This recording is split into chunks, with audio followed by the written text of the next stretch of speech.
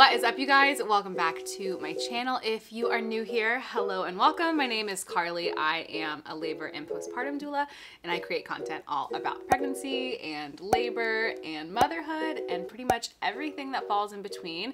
And if you do not know, I am currently pregnant with our second baby. I just got into the third trimester, and I wanted to sit down and film my second trimester Q&A for you guys. I asked you over on Instagram to send in your questions for me to answer about my specific journey during pregnancy, as well as just my perspective on different questions you have as a labor and postpartum doula. Here is a quick belly shot. Like I said, I just started the third trimester, so here is a quick update of how this baby is growing, coming in pretty good. Whew. I think it's harder and harder every time I do it. If you aren't following me over on Instagram yet, head over and follow me there so that you can put in your questions for the third trimester Q&A, and I'm always sharing fun stuff over there.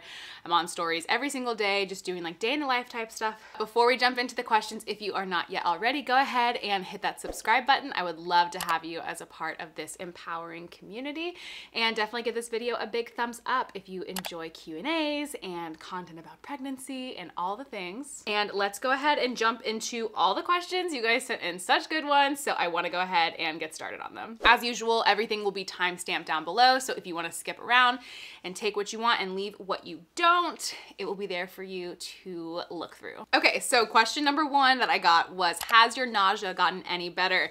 And I can finally say yes. Yes, my nausea has finally dissipated and gotten better. For Wilder, I had nausea for like 1 or 2 weeks, and it ended, it was like 10 or 11 weeks or 12 weeks or something. It was very early on. It was not long and not that bad. With Wilder, or with this baby, I have had nausea. It lasted all the way until 25 weeks, which was not super fun.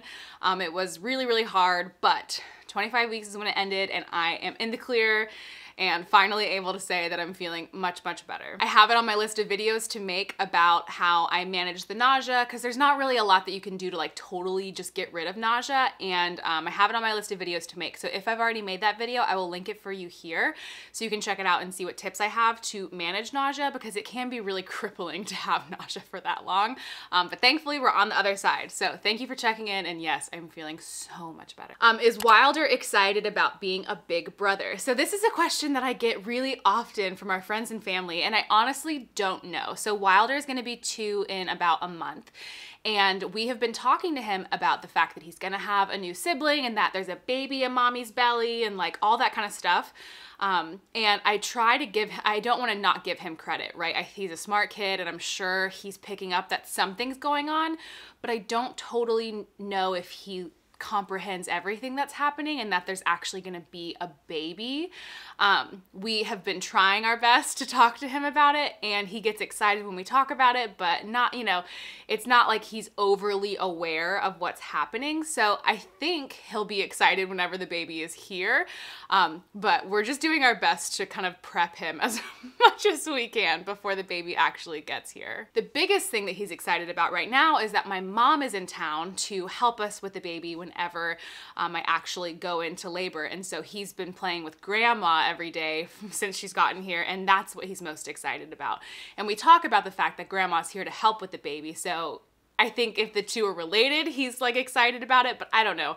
I can't tell if he totally understands what's going on yet. I think he's still just a little bit too small. He knows that my belly is getting bigger and that I can't pick him up all the time, and he's definitely responding to that. So he knows something is going on, but I don't know that he's totally aware that it's like a baby who's gonna be coming and, you know, being a part of our family. And then I got a couple of questions that I wanted to like put into the same category, because I got questions about any advice for back pain. Can you help me figure out my pelvic floor pain, help with my migraines?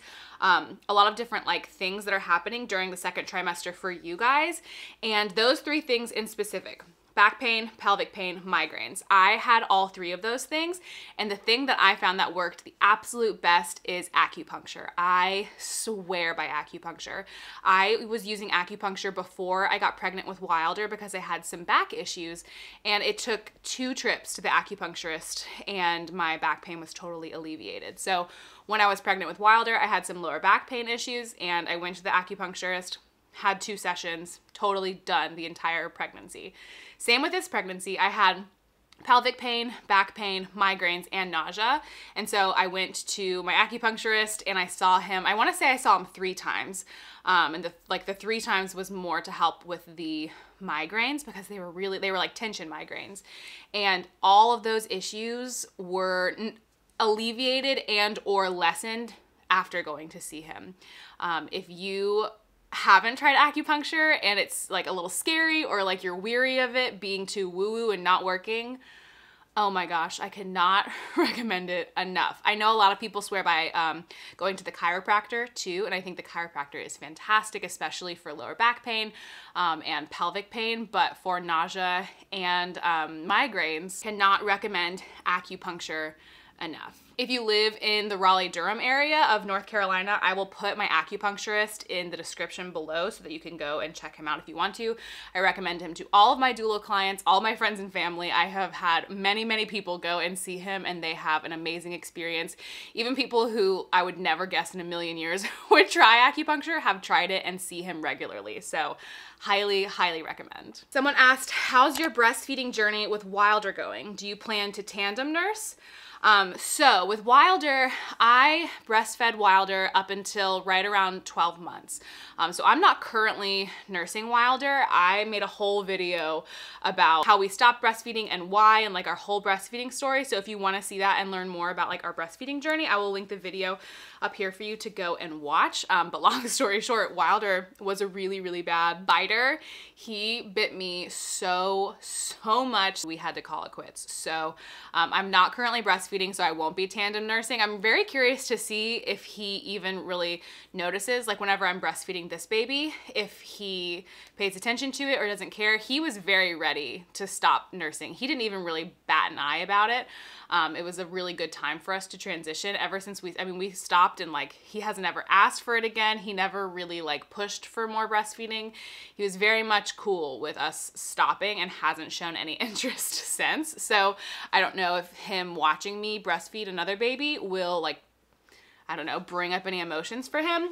But no, we won't have to be tandem nursing, so it's not something that I've had to think about. Any embarrassing or TMI symptoms, like lots of gas and farting? This question's really interesting to me because for me personally, I work in the birth space, so I don't find any symptoms to be like embarrassing or TMI. Everything is very normal and just what your body does naturally. And so for me, it's like, I don't know, it's just how it goes. It's not something to be like embarrassed of or ashamed of or feel any kind of like, oh, I don't want to talk about that feelings about it. I personally have that relationship with birth because I've just been around it a ton.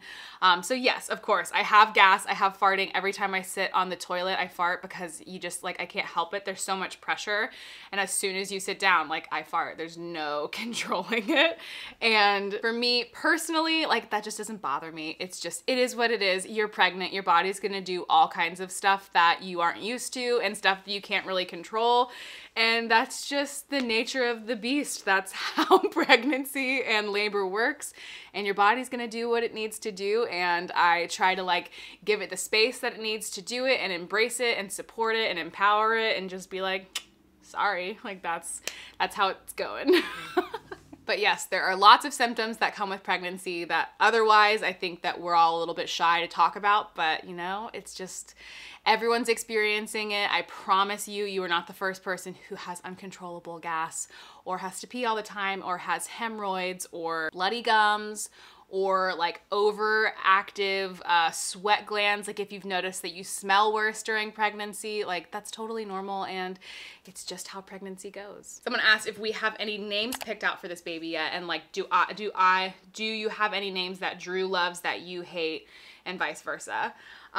So this is, names are so hard for me.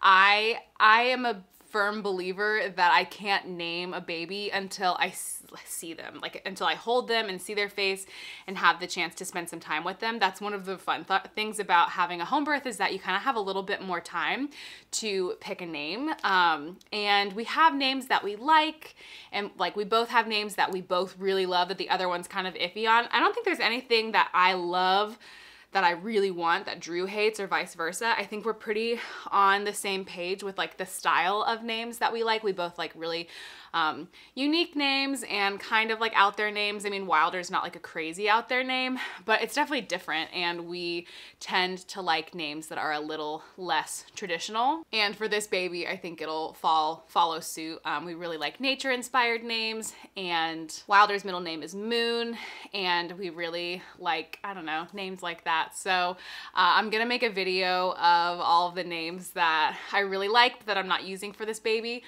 So if that's live, I will link it here too. But no, we don't have a name officially picked yet. We have like a handful of names that we really like, and I probably will end up waiting until this baby comes and then deciding on the name then. Have you struggled watching your body change and stretch? I'm really struggling, especially with stretch marks.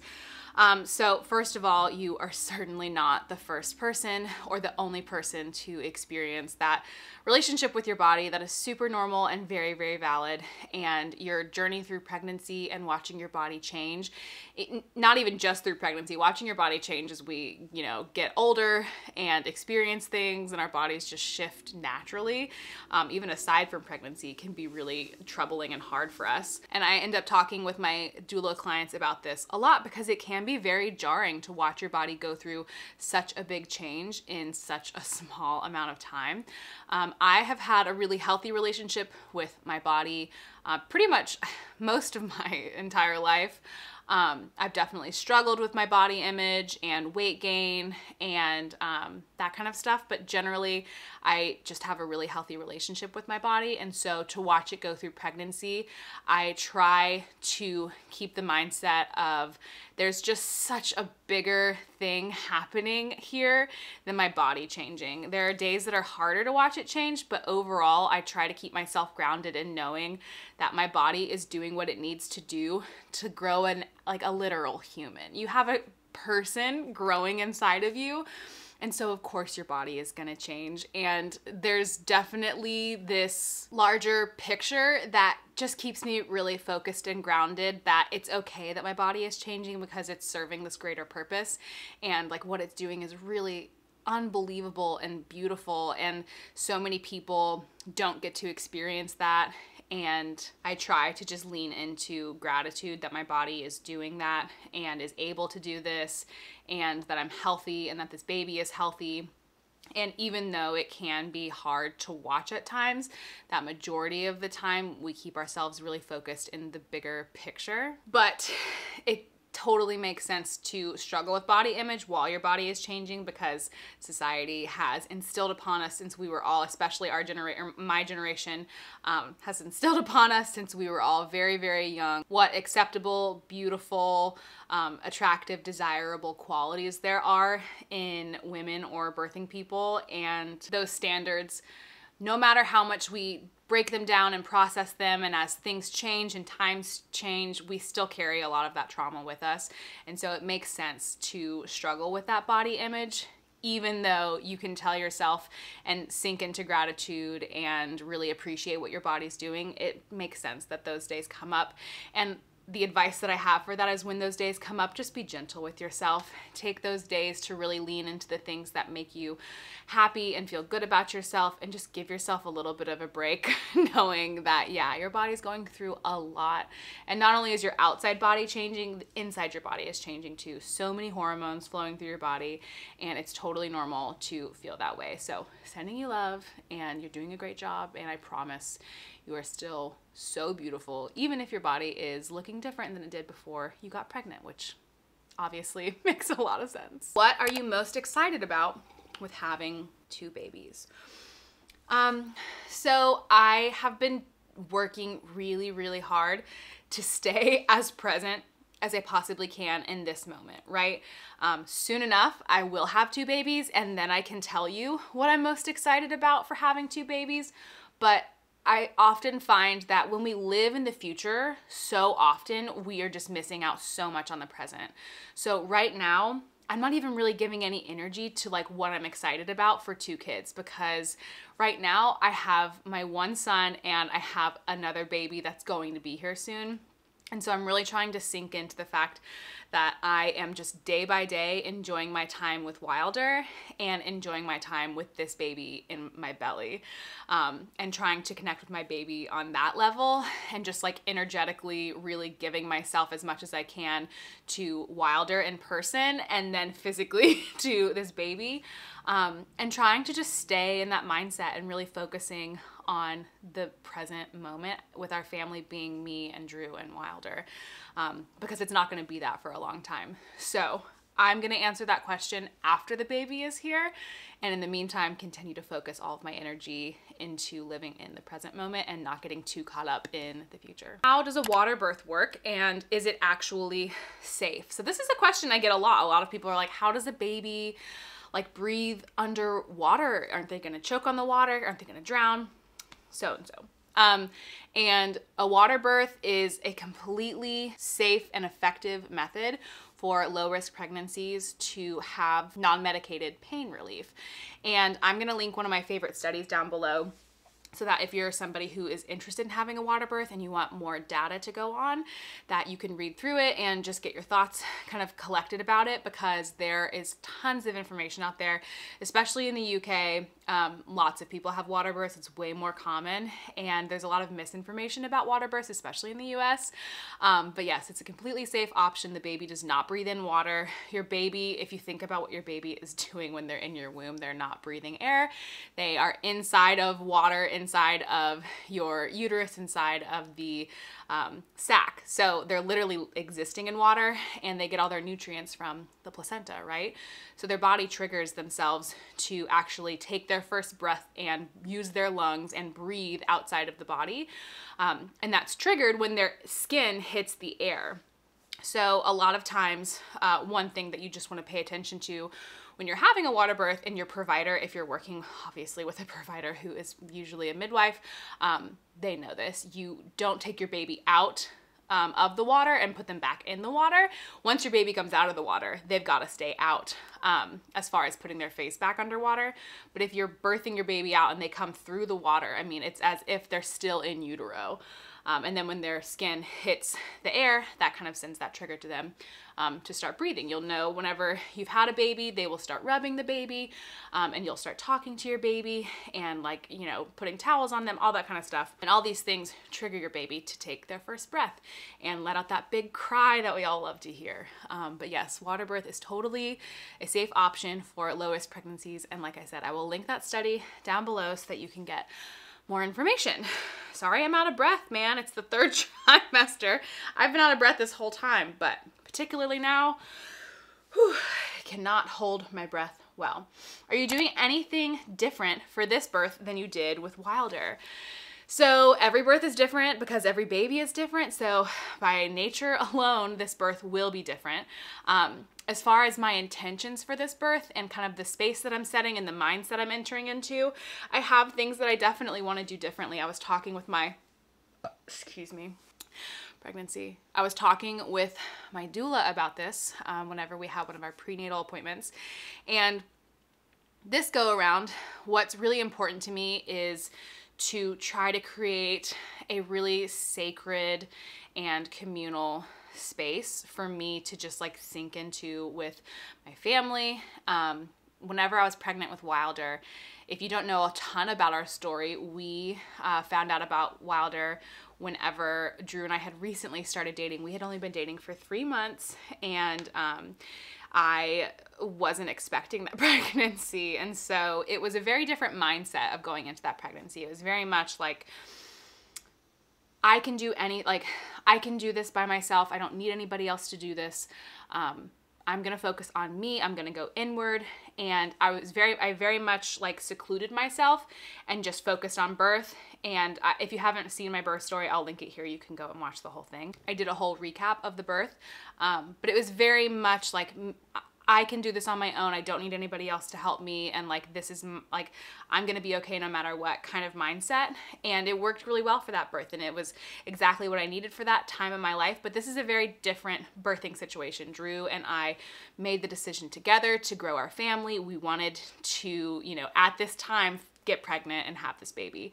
And we have, you know, consciously decided to grow our family and add another baby into our lives. And so because of that, I want to do my best to include Drew more in this labor, because last time it was very much like I didn't want to be touched. I didn't want to be around anybody. I really wanted to be alone. I like closed the bathroom door a lot and just focused on myself. I had never had a baby before, so I didn't know what to expect, and it was at times overwhelming. And I found the way that I was the most calm was alone. But because I've at least had some experience birthing myself now, I'm hoping that I can, you know, maintain a little bit more of like groundedness throughout the entire experience and allow myself to rely on other people to support me during the labor.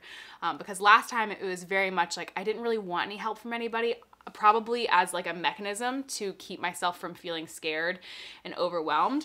And this time I'm hoping for a more expansive experience as far as including, you know, people who I love in a really sacred space. So instead of putting our birthing tub in the bedroom where I can like close the door and be alone, we're gonna put it out here in the living room to make it more of like an open, sacred communal space, and hopefully include Wilder.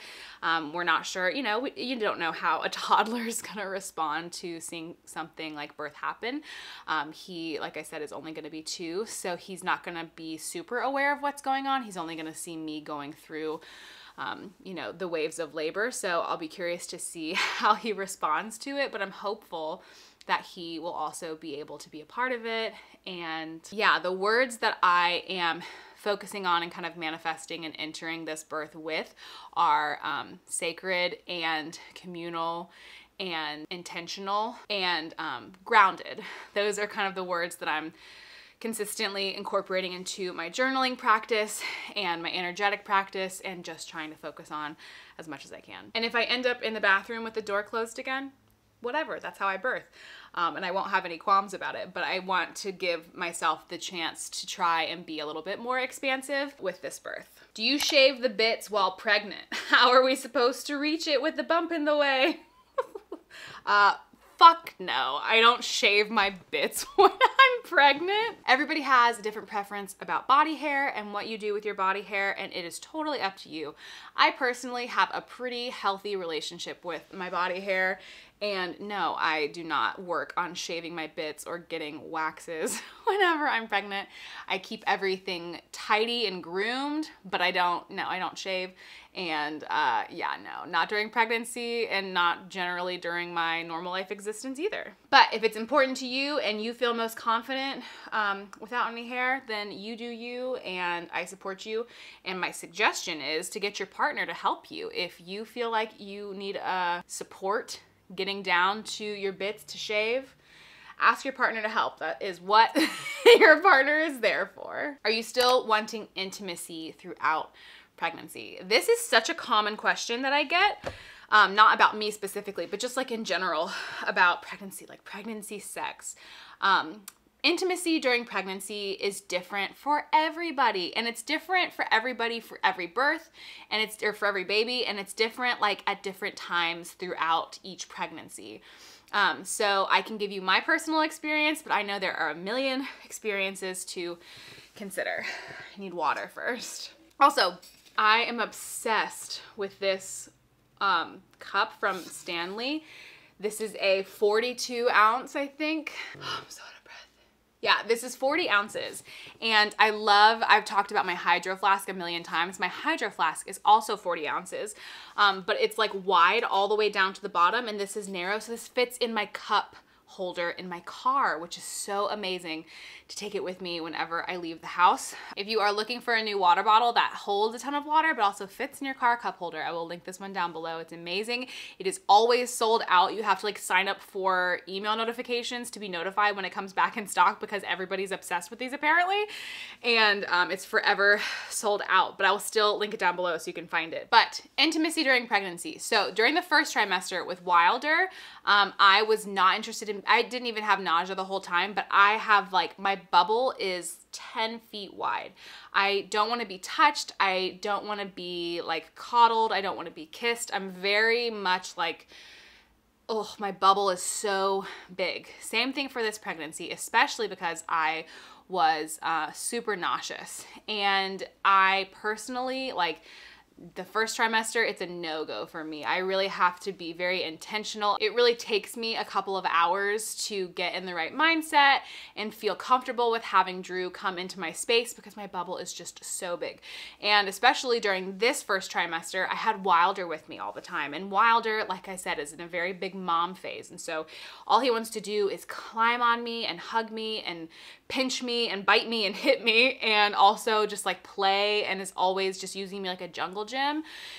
And so by the time he goes to bed, I'm just like touched out, you know, when your kid is on you all day, and I'm just like, God, I can't have anybody else touching me. So the first trimester is rough for me. The second trimester, we love the second trimester. The second trimester is when I get like a boost of energy and kind of step into this like glowing pregnancy goddess phase where my hormones are back and like getting back into action in a good way, and the nausea is getting better, and generally speaking, sex is so much more appealing to me. And not just sex, my bubble gets smaller again, right? Like having Drew touch me and like be intimate with me throughout the day in like a normal capacity, not even just sex, is appealing to me. And like I want to be kissed and held and touched and all that kind of stuff. So intimacy for me during the second trimester is so much better. And if you've never had an orgasm while you're pregnant, there's something that hits different about a pregnancy orgasm. I will tell you that. I remember experiencing this with Wilder during our first pregnancy, and I was mind blown because I had never heard anybody talk about orgasms being better when you're pregnant. And I think a lot of people are talking about it now. Like I've seen a lot of people on social media talking about their pregnancy and like intimacy experiences. And yeah, I think, you know, there's so many more erogenous zones whenever you are pregnant. Your cervix is getting bigger, and as your baby is growing, there's more pressure on your cervix and pressure on just different erogenous zones. And so orgasms can just be really, really amazing during the second trimester. And then as as pregnancy continues into the third trimester, I swear by the fact that when I went into labor with Wilder, it's because I had intimacy and orgasms, and that's what led us to being in labor. I specifically remember every time I woke up with contractions that led to us being actually in labor, it was like 3 weeks in a row. And every single time that I had an orgasm, that night I would wake up with contractions. And it was like 3 weeks in a row that it happened a couple of times where we would have sex, I'd wake up in the middle of the night and have contractions starting at like 1 a.m. and then they would stop around 5 or 6 a.m. And then the day that I actually went into labor, it was the same thing. So every single time that I almost went into labor and I had contractions starting, it all kind of started with having sex. So I think intimacy is amazing during pregnancy. I know a lot of people struggle with just like physically having sex when you have like this giant belly. It can be very uncomfortable. So I encourage you to talk to your partner as much as you can. Open communication with intimacy and sex is obviously like one of the core functionalities of your sex life, you know, being pleasurable for both of you, but especially during pregnancy, you know, so much is changing and so much physically is changing, and hopefully you're able to sink into it more and just enjoy this time of your life. But I also know lots of people struggle with just like feeling sexy. And I know some partners struggle with like having intimacy during pregnancy, like they're, you know, hurting the baby or don't like touching the baby or like feeling the baby move. I mean, there's all kinds of things to consider. So anyway, I could talk about pregnancy sex for a long time. I think it is a very amazing and special time, and the orgasms, like I said, I just think the orgasms are like so amazing when you're pregnant. So I will stop it there. And that was the last question that you guys sent in. So that is gonna do it for today's video. Thank you guys so much for coming and hanging out with me. And hopefully you're enjoying these chatty kind of Q&As with me. And if you are, like I said, head over to Instagram, follow me there so that you can jump in on the third trimester Q&A. And then I'll also do a fourth trimester Q&A too. So make sure you're following me there. If you aren't yet already, go ahead and hit that subscribe button. Like I said earlier, I would love to have you as a part of this empowering community, especially as I get closer and closer to to meeting this baby, we have a birth videographer who is going to be filming our birth this time, and I'm so excited to share that with you guys because I know it's just going to be so special to have her actually film the birth. We had photography last time and it was wonderful, and I absolutely cherish those pictures, but I'm very excited to have a video to share with you guys too. So be sure to hit the subscribe button, hit that notification bell so that you are notified whenever my videos go live, and give this video a thumbs up if you enjoyed it, and I will see you guys in next week's video. Bye.